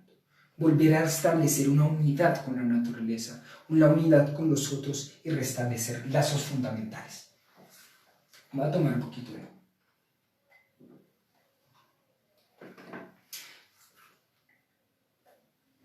Bien, esto es una cosa importante que lo veamos, y el último punto que voy a tomar es esta parte de acá.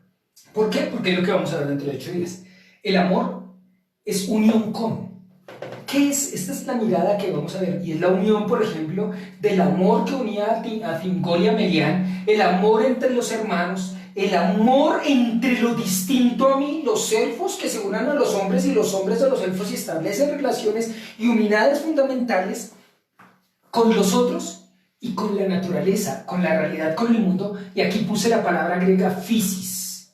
Physis, que es la pregunta por el arjé de la physis, por el principio de todo lo que existe, de lo que brota, del resultado de lo que brota y del brotar mismo, de la physis, de la realidad de la naturaleza, que es la traducción de latina, natura, de la palabra griega physis, que pues, tiene sus problemas allí, pero el amor nos establece, es una realidad total. El amor es la que une, el odio es el que divide.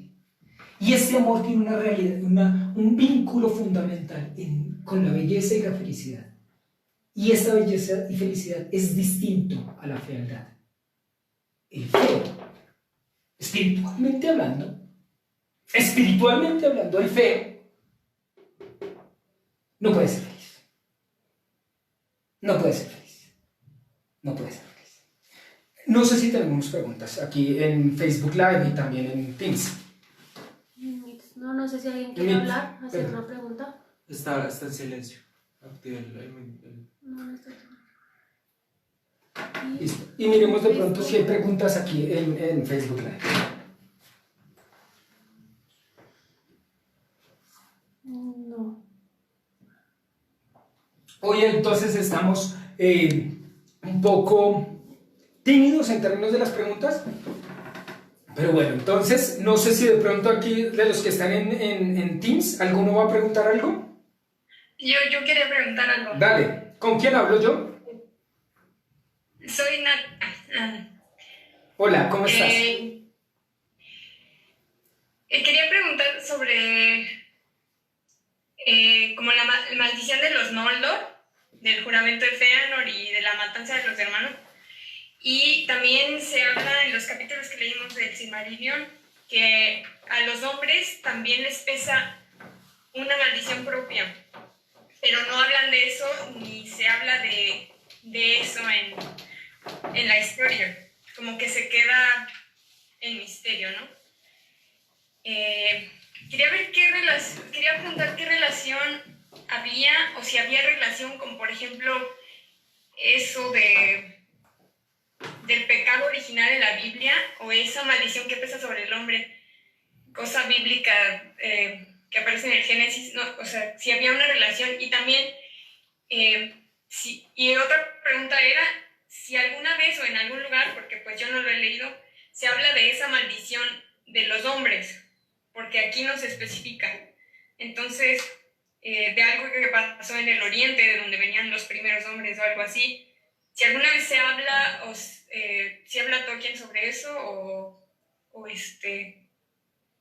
Bueno, esa es una buena pregunta y la respuesta inicial que yo tengo es que no la conozco. No conozco si hay alguna reflexión juiciosa de Tolkien sobre esa maldición que cae sobre los hombres. Y con respecto al problema del pecado original, que es una doctrina que va de alguna manera a establecer fuertemente San Agustín, también con respecto a sus discusiones contra los pelagianos y demás, sobre el problema del pecado original. Y es que yo no creo que la maldición sea propiamente el pecado original.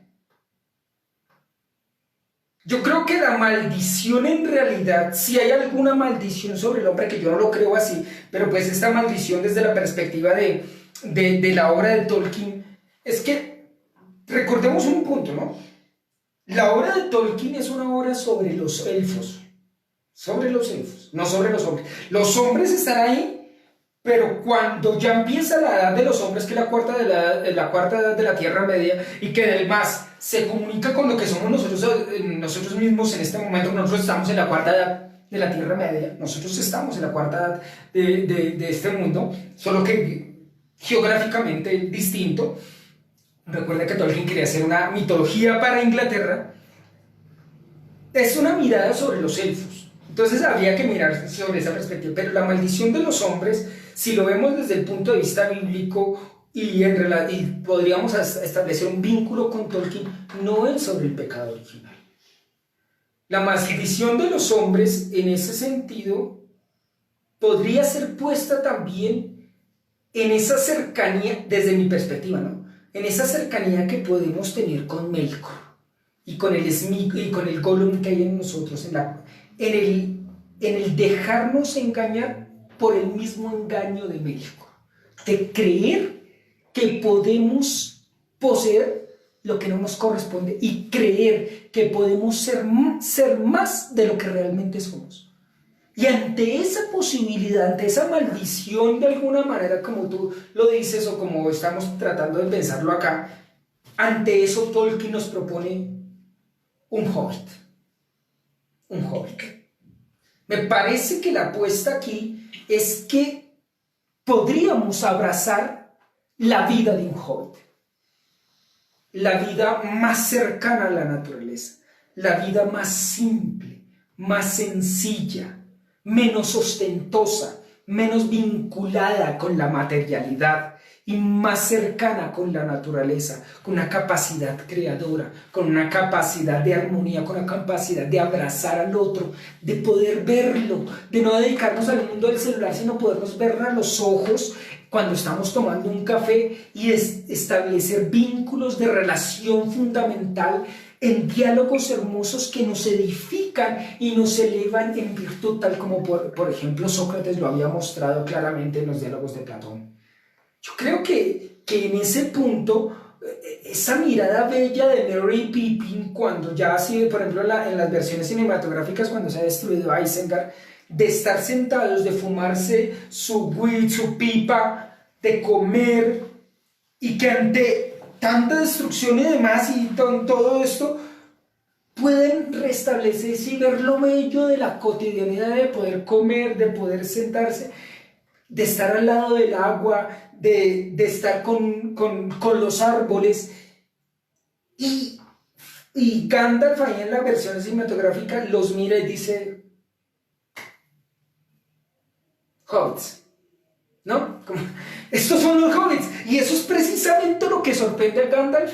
Y se acuerdan que las versiones cinematográficas del Hobbit, la dama Galadriel le pregunta a Gandalf: ¿por qué el mediano? ¿Por qué el mediano? Y él le dice: no sé. En principio no sabe, pero dice: porque tal vez él me recuerda y me da valentía, me da fuerza y me recuerda lo sencillo, lo simple, y lo mismo que dice Tolkien en una carta, que él es un hobbit. Creo que es en la carta 112 o 212, si la memoria no me falla. Yo soy un hobbit. Yo creo que deberíamos acercarnos a ser hobbits, a ser desprendidos de las cosas, a dar regalos sin esperar nada a cambio, a reírse por la cotidianidad, a no juzgar al otro por sus errores, sino abrazar al otro, compartir con el otro, no elevarnos en la soberbia de que tenemos, de que poseemos, de que gobernamos, de que sino más bien la capacidad de ser nosotros mismos en lo más bello de nosotros mismos, estableciendo relaciones vivificantes, como muy bellamente lo vemos en los hobbits, y como en la versión extendida del Señor de los Anillos lo vemos en esas primeras páginas también del libro, que vamos a ver cómo es que vivían los hobbits y cómo eran sencillos y no estaban en esas pretensiones de desear ser más aquello de lo que son. Yo creo que esa es la maldición. Sí hay una maldición. Ok, gracias. Bueno, gracias a ti. Yo tengo una pregunta. Dale, ¿con quién hablo yo? Con Juan. Juan, ¿cómo estás? Hola, Jonathan. Bueno, mi pregunta es, bueno, hablamos del amor. ¿Pero Juan el filósofo? Sí. Ah, hola Juan, ya. Yo sí decía, es que como yo no estoy viendo ahorita la pantalla porque lo tengo ahorita, la están viendo, pero ya sé quién es, claro, porque Sí, compartimos facultad además. Bueno, Juan, a ver pues.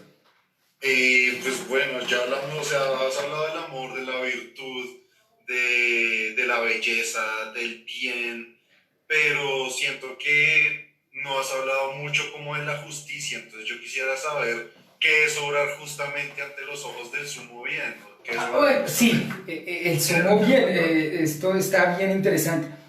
Yo creo que se habla de la justicia, pero no de forma explícita. Pero sí, algo lo apunté. La pregunta de la República, Juan, que decíamos que está de fondo, es ¿por qué ser bueno, no? ¿Por qué actuar bien? ¿Por qué ser justo? Sí. ¿Por qué ser justos? ¿Por qué ser justos? Eso es. Usted sabe que el tema de la República es la justicia. Sí. Y para eso, en el libro primero, si la memoria no me falla, Sócrates, hablando con Trasímaco, le dice que vamos a hacer una comparación, que es más fácil ver un alfa mayúscula o un alfa minúscula. Y le dice: no, un alfa mayúscula. Entonces vamos a ver a la ciudad para después ver la justicia de la ciudad, para después ver la justicia de las almas. ¿Te acuerdas? Sí, eso es en el libro 2, eso es en el libro 2. Es en el libro 2, eso. Entonces es en el libro 2. Entonces ya no es con Trasímaco, debe ser con Glaucón y con... ¿Sí? Con Glaucón y con Ademán. Sí, porque no es con Trasímaco, porque Trasímaco se va al final del primer libro. Sí. Entonces es en el libro 2. Pues es eso. Entonces, claro que sí.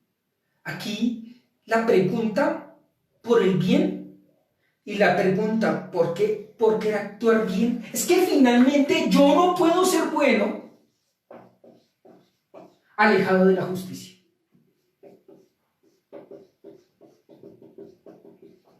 La bondad, el bien más bien, está intrínsecamente relacionado con la justicia. Yo no puedo ser malo y ser justo. No puedo ser malo y ser justo. Solamente puedo ser justo si soy bueno y trato de luchar en contra de esa inclinación hacia el mal que es constitutiva de nosotros, ¿no? En ese punto.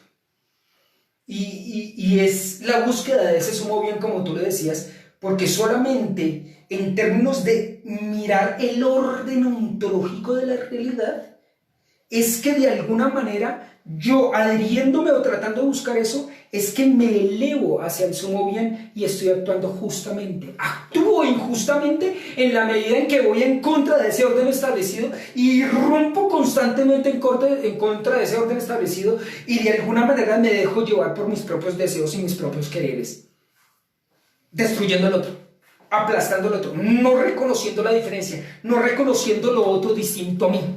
Porque es que lo otro distinto a mí, cuando yo no lo reconozco, surge la posibilidad de dañar al otro y el anillo de Giges, ¿no? En ese punto. Me parece a mí.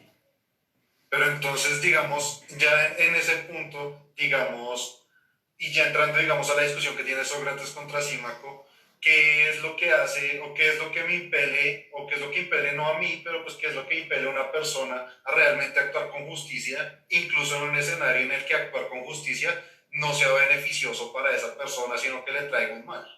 Esa es la pregunta de la República, y me parece, y le trae un mal aparente. Esa es la respuesta al dato. Pero eso lo vamos a ver en una sesión precisamente que se vaya, que en uno de los, porque este es un tema mucho más largo, y se llama Los anillos de Tolkien y Platón, las lecciones sobre el poder, la libertad de elección y la moral.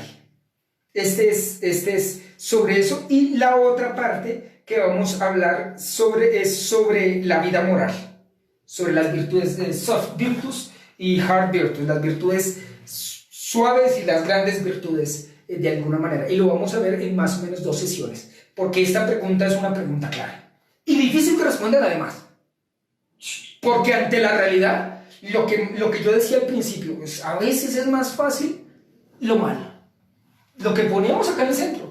Me fascina de Tolkien los personajes del mal y el mal en Tolkien, ¿no? Es que el mal fascina, atrae, porque precisamente por eso es mal. Precisamente por eso es mal. Es malo porque además tiene una capacidad de absorbernos y de arrastrarnos hacia él hasta tal punto que lo confundimos con el bien. Que eso claramente lo muestra Tolkien con Melkor y con Sauron. Se disfrazan de buenos, aparecen como buenos. ¿Ve? O sea, aquí hay una diferencia ontológica entre el ser y el parecer, que ya es una diferencia que nosotros habíamos visto, por ejemplo, ya desde el poema de Parménides. Claramente, que es un punto que ha atravesado toda la historia de la filosofía, entre el ser y el parecer. Pero nosotros, como muy acertadamente Baltasar Gracián, en un texto que se llama El arte de la prudencia, es que el parecer debe ser resultado del ser. El parecer debe ser el resultado del ser. Porque uno tiene que parecer. No solamente hay que ser, sino que también parecer eso que somos. El problema es cuando queremos parecer lo que no somos. Y ahí ya no hay una disimulación, sino una simulación.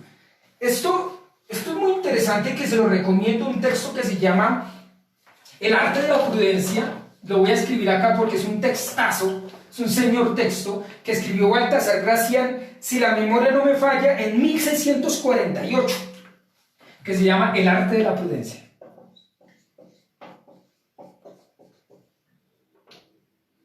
Creo que la primera electiva que yo di en mi vida era sobre Baltasar Gracián. Era una clase que se ganó su renombre, y después ya fue cuando propuse la del Señor de los Anillos, y esa fue, también ganó mucho más renombre, evidentemente, y de aquí salió todo eso. Pero el arte de la prudencia de Baltasar Gracián, voy a poner acá Gracián, que es un filósofo jesuita español, un cura, Gracián. En uno de sus aforismos, evidentemente constantemente muestra, o más bien en el aforismo 251, que hace los medios humanos, es la relación entre los medios humanos y los medios divinos. De hecho, yo voy a hablar de ese aforismo 251 más adelante, han de procurar los medios humanos como si fueran divinos y los divinos como si fueran humanos. Eso. Has de procurarte de los medios humanos como si fuesen divinos y de los divinos como si fuesen, ¿no? Como si fuesen. Y esto es muy interesante porque aquí hay una diferencia entre el simular y el disimular.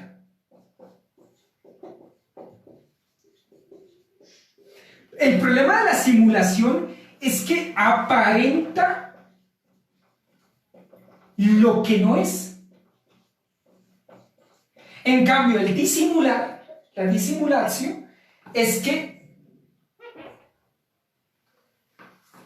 hace como si no fuese algo, sin la tilde, creo que por ahí puse una tilde equivocada, bueno, es que pareciera que fueran tildes, pero es, bueno, como si no fuera algo, pero sí lo es. Esa es la acción de la humildad. El humilde no tiene que mostrar algo, aunque sí lo es. Y esa es la capacidad de no dejarnos llevar por la pregunta anterior, que es esa propensión hacia el mal, que también tiene que ver con tu pregunta, es hacer parecer como si no, pero realmente sí, y sin embargo, también en otro aforismo Garracián dice, hay que también aparentar lo que realmente se es, pero el problema es la simulación, cuando un simulacro es el que muestra lo que no es, como si fuera, esto es Sauron, esto es Gandalf. ¿Ven? Esto es un Gandalf. ¿Ven? Y también lo vemos en esos diálogos bellos de la película, en la versión del Hobbit, cuando está aquí Bilbo con los enanos caminando, ya cuando ha llegado el corriente, dice que sí acepta el contrato de volverse el saqueador, y le dice, y empiezan a hablar sobre los magos. Y dice, ¿cuántos magos son? Los Istari, ¿se acuerdan que dice? No, mire, está Saruman el Blanco, está Radagast el Pardo, y están los dos magos azules que no me acuerdo cómo se llaman, ¿no? Que es Palandos y el otro, que ya no me acuerdo cómo se llama el otro. Estoy como Gandalf, y que se perdieron en el este, ¿no? Entonces, ante eso, nosotros vemos como Bilbo, ¿eso es de las preguntas de ahí de Teams o qué? No. ¿No? No. Ok. No. A Bilbo le dice, ¿y los otros magos son poderosos o son como tú? Y Gandalf como que humildemente se sonríe y dice, no, ellos son, no recuerdo la respuesta, pero más o menos como que, no, sí, y como que desvía la cosa porque Gandalf no tiene que mostrar más allá porque no es necesario en ese punto. O sea, no, aquí pareciera que hubiese una contradicción de lo que yo estoy diciendo, porque sí también hay que mostrar, aparecer lo que se es, pero también hay momentos en que no es necesario mostrar lo que se es, porque ya se es. Y eso se va notando. Eso se nota, la gente lo nota, lo ve. No sé si acá hay un punto interesante sobre eso. Bien, ¿qué otra cosa? Dime, Juan. No, ya, todo bien, gracias. Vale, Juan. Creo que Ivonne Martínez Dime. quiere hablar algo. Sí, gracias. Solo quería comentar dos cosas. Bueno, cuando estábamos viendo más o menos algunos de los puntos que estaban en el pizarrón, me remití a algunos pasajes de lo que estuvimos leyendo. Y, por ejemplo, vi que el rey Felaú, cuando lo nombra como tal Nom, que dicen que es sabiduría. Y es con este lenguaje que es de la música, que vimos que es universal. Entonces, justo ahí, me di cuenta que se ve esto del conocimiento superior, que es la sabiduría, como decíamos, lo más elevado. Y también lo vi, por ejemplo, vi lo que es el lenguaje en cuestiones de Tingol, por ejemplo, cuando dice que ya no quiere volver a escuchar la lengua de los Noldor, que hay una importancia mayor en cuanto a la lengua que en cuanto a la presencia. En este caso están ahí los Noldor, pero lo que le importa es no volver a escuchar esa lengua. Entonces ahí la importancia también de la palabra. Y en cuanto a la pregunta que tenía, en realidad va encaminada hacia el elfo oscuro, hacia Eol, que bueno, él desde que ve a Eredhel dice que la desea y se siente muy atraído hacia ella. E incluso dice que le echa un encantamiento. Aquí mi pregunta es, si está haciendo eso, ¿se podría decir que él merecía una suerte de castigo? Porque, o sea, hemos visto que se da la condena con las palabras y la condena de los malos actos, pero en este caso, Eol recibe un tipo de castigo cuando es arrojado en Gondolin. Miren esto, miren esto. Es que esto mismo que pasa con Eol, que desea de forma desordenada a su amada, esa misma reacción de posesión de un amor desordenado, de un desordo amoris, si lo pudiéramos decir así, ante lo que dice Agustín del ordo amoris, ante un amor desorganizado, concupiscente, lujurioso desde algún punto de vista. ¿Por qué puede ser lujurioso? Porque es un deseo de poder, de poseer. Y por eso le pone un encantamiento, pero es un encantamiento de poseer, y por eso él no quiere ni que vaya a la luz, ni que salga del territorio donde está, ni que se vayan, y ante esa posibilidad de poseer es que él va y lo persigue y prefiere matar a su hijo, miren antes de dejarlo en su libertad, porque su amor no era un verdadero amor organizado, sino concupiscente, de posesión. Esto mismo lo vamos a ver en Melkor la próxima semana precisamente, que es ese deseo concupiscente que Melkor, y vamos a analizar un poco eso dentro de 8 días, siente ante Lúthien. Y Lúthien aprovecha eso para, de alguna manera, engañar a Melkor en el sentido de dejarlo en sus propios deseos y que él se engañe en sus propios deseos. Y la belleza lo deslumbra y no le deja ver lo que realmente está pasando allí. Entonces, claro, aquí hay una mirada de un desorden, de un amor, porque finalmente es un amor, pero profundamente deformado. ¿Y eso de dónde viene? ¿De dónde viene también eso? Porque es de algo que es sumamente peligroso, peligrosísimo, que es la separación. Y eso claramente, la división, de separar y de aislar. Cuando tú te aíslas demasiado de los seres humanos, pierdes la sensibilidad ante lo humano, ante lo otro, ante la debilidad. Pierdes la capacidad de compasión, pierdes eso y te desvías y te dejas simplemente en tus conocimientos oscuros y demás, porque ya no tienes la capacidad de encontrarte con el otro, porque el otro es la distancia que no tienes contigo mismo, y el otro es ese espejo que de alguna manera te muestra lo más bello y también lo más feo de ti. Pero cuando no tienes esa capacidad y estás en una soledad, te pierdes en ti mismo, en una oscuridad terrible que es la no distancia de ti mismo contigo mismo, y es un problema hermenéutico fundamental, porque yo no tengo distancia conmigo mismo y por lo tanto caigo en una abgrund sobre mí mismo, en mi propia infinitud. Yo no sé si puedo responder con eso. Sí, claro, porque es lo que veía, ¿no? O sea, esto, como comentas, es un amor deformado, muy distinto al de Tingol y Melian, que es un amor bello y desde que se ven es una conexión espiritual, como veíamos justo. Claro, y amar es dejar ser libre. Para todos. Amar es dejar ser libre. Repito, amar siempre es dejar ser libre el otro, en su individualidad. Cuando el otro quiere irse, se va, porque el amor es libertad, es libre, es libertad. Nunca es posesión. Cuando el amor es posesión, es anillo de poder. Es anillo de poder. ¿Ve? Es un deseo perverso. Bien, ¿alguna otra cosa? Dime, sí. No, gracias, era todo. Vale, perfecto.